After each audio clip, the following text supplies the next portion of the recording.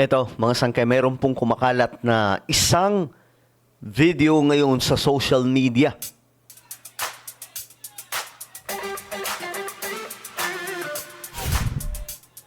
Okay, kalat na po ito ngayon mga sangkay. At ang dami na pong nakapag-share, ang dami na pong nakapanood ng video na to at pag-usapan po natin mga sangkay kung anong nilalaman po nito. Kasi, itong si Gutesa ay bumaliktad na nga po mga sangkay yung kanyang statement, yung kanyang affidavit, yung kanyang testimonya mga sangkay ay binaliktad na. At ngayon, ang niyayari na po ay sila Marcoleta at itong si Defensor. Pero ngayon kasi may kumakalat na video. Malalaman nyo po ngayon mga sangkay, no? Actually, kalat naman na to. Hindi lang naman po tayo ang gumawa ng content nito. Sobrang dami na po. So, sasabayin lang po natin. Tingnan po natin ngayon. Alright? Anyway, sa mga hindi pa po dyan nakakapag-subscribe, guys, isubscribe nyo po yung ating YouTube channel para lagi po kayong updated sa mga komentaryo po natin, sa mga vlog po natin. Sa mga nanonood po sa Facebook, i-follow nyo po yung ating Facebook page. So, diretso po tayo mga sangkay kasi ito ang video.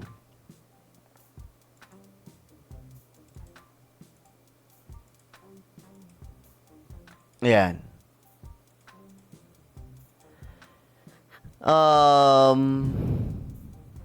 Ito yung video mga sangkay. Ayon po dito as early as April. Nung April pa daw ang video na to.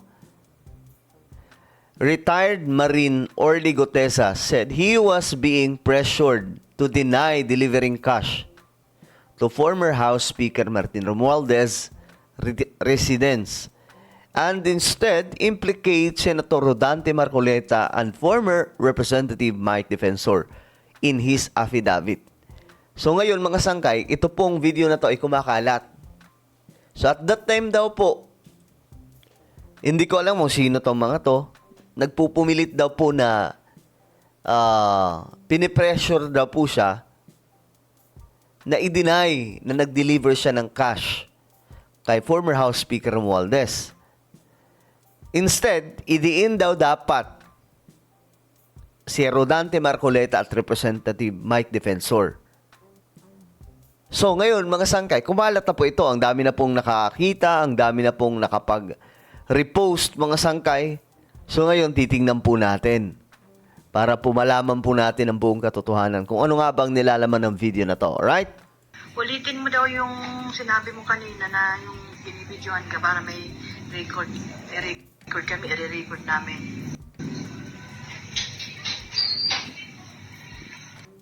Kausap niya yung asawa niya mga sangkay ni Gutesa. Yung tungkol dun sa affidavit na sino ba may gawa nun? Ikaw o sila? Sila. Ina-record na wala.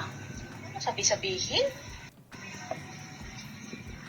O sabihin mo ko lang ano nangyari doon para may record namin. Yun nga. Ang lalim, no? Yun nga, tapos sumihinga po siya na malalim. Binidyoan ako ng nakaraang araw.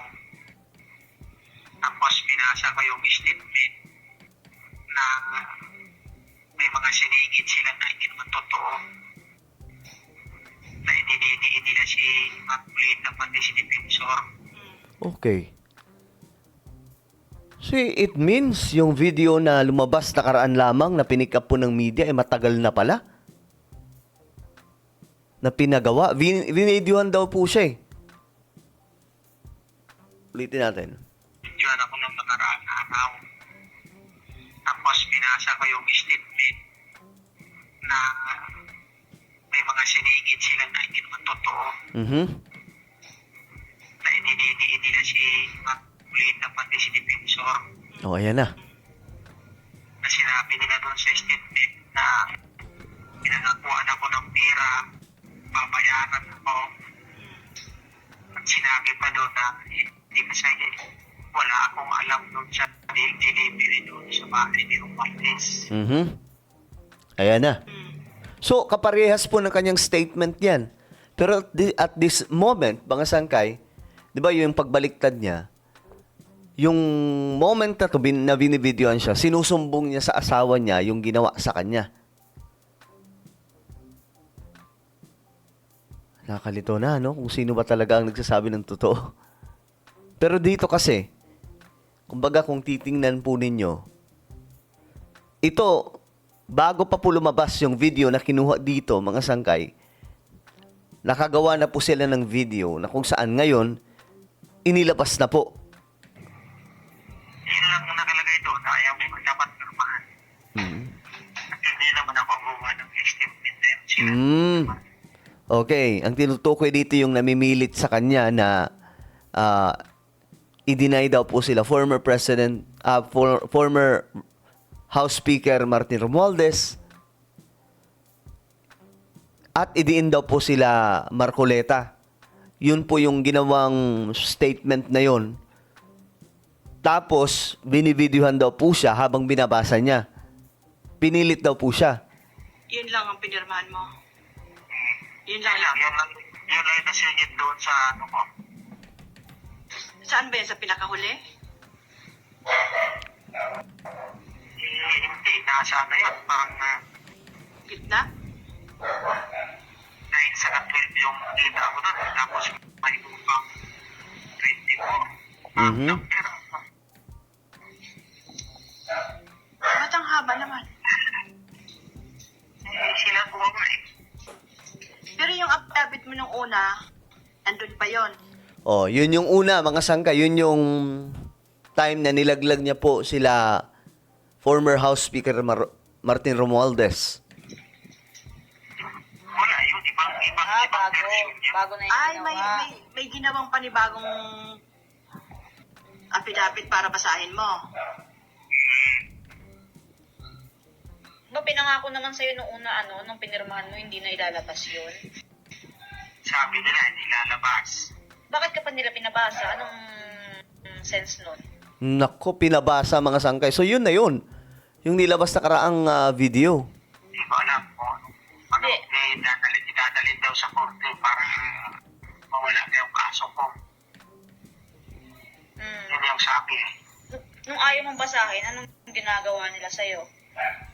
Pinipilit akong basahin ko eh. Kaya wala ko magawa. Grabe. Anong kapalit? anong kapalit ng pag hindi mo binasa? Para daw manahimik na kayo, wala nang maggugulo dyan sa inyo. Oh my goodness. Wala naman ang gugulo sa amin, Han, Kaya nga, sa totoo lang, Han, wala nang gugulo sa amin. Sila lang ang gugulo sa amin. Mhm. Sila ang gumagawa ng ng paraan para manggulo. Sila nananakot sa amin eh. Mhm. kaya sabi ko sa'yo nung nakaraan, gusto ko nang gulong-gulo na yung utak ko eh. Hindi na ako makatulog-tulog. Oh my, kawawa. Ano ka muna, bago ka matulog, minum ka muna ng maligang na tubig. Para ma-relax yung muscle mo. Kawawa eh, no? Anak, Pag sinabihan ka na palabasin ka dyan, mag-text ka sa akin, ha?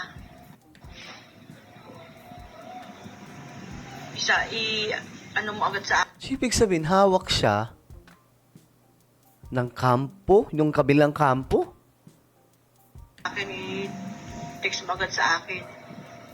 Na-corner ba siya ng kabilang kampo? kung ano sakali man, pabantayin mo lang sila doon kung may hearing ng korte, pabantayin mo na lang sila sa city. Babantay talaga sila doon. May isa sa loob, may isa sa labas. Tatlo yan, tatlo daw. Kasi, pag pinalabas ka, may contact na kami doon sa loob, doon ka na lang muna sa loob. Hindi ka na lalabas doon. Hindi ko alam mo, plano nila sa akin. Kawawa, no?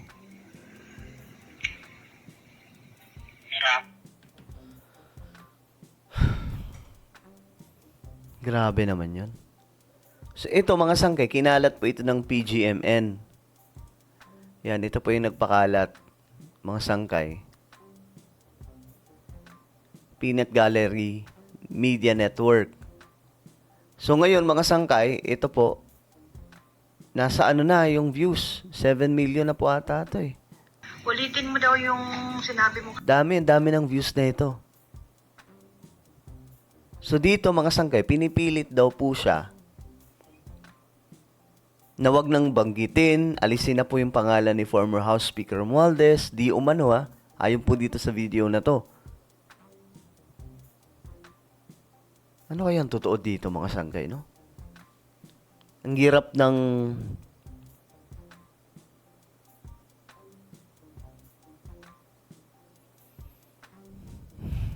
grabe namang ginawa.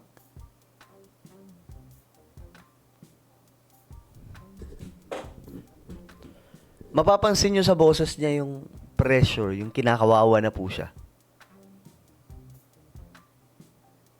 Ano yun? Ang tanong ko doon, ano yun? Napabayaan siya nila Marcoleta at nakuha siya ng kabila? Na-corner siya eh. Hanggang sa hindi na po siya makawala, mga sangkay. Biruin mo, hindi na daw siya nakakatulog at that time. Tapos ngayon, nilabas na po yung video na yun. Yung tinutukoy niyang video, mga sangkay, malamang yun na yun yung nilabas na pinilit po siyang videohan. Pinilit po siyang basahin habang binivideohan, mga sangkay. Grabe. Oh my goodness. Well, ano po ang inyong opinion tungkol dito? Kayo na po bahala humusga. Comment down below. Meron tayong YouTube channel. Ito po ay Sangkay Revelation. Hanapin nyo po ito sa YouTube ngayon din. Kapag nakita nyo na, i-click nyo po yung subscribe, i-click ang bell, at i-click nyo po yung all. Ako na po ay magpapaalam. Mag-iingat pong lahat. God bless everyone.